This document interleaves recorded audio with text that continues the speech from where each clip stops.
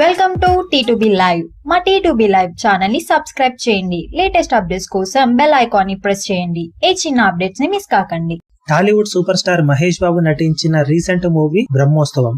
సీతమ్మ వాకిట్లో సిరిమల్ల చెట్టు లాంటి అద్భుతమైన విజయాన్ని ఇచ్చిన శ్రీకాంత్ అడ్డాల దర్శకత్వంలో తెరకెక్కిన ఈ సినిమా భారీ అంచనాల నడుమ లాస్ట్ ఇయర్ సమ్మర్ లో రిలీజ్ అయింది.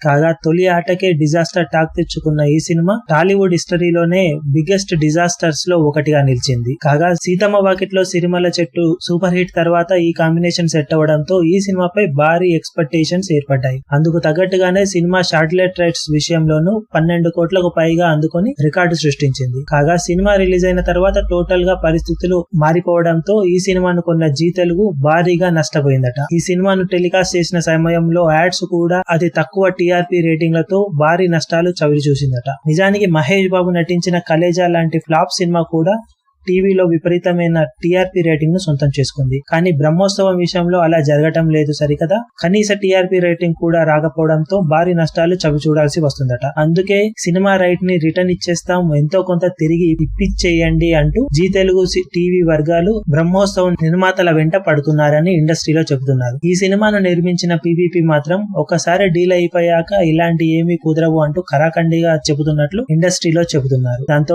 బ్రహ్మోత్సవం అటు వెండి తెర మీద ఇటు బుల్లి తెర మీద భారీ నష్టాలను కొనసాగిస్తూనే ఉందన్నమాట అంటూ ఇండస్ట్రీలో చెప్పుకుంటున్నారు. మరిన్ని లేటెస్ట్ అప్డేట్స్ కోసం T2B లైవ్ ని సబ్స్క్రైబ్ చేయండి. వీలైతే లైక్ చేయండి, కుదిరితే షేర్ చేయండి.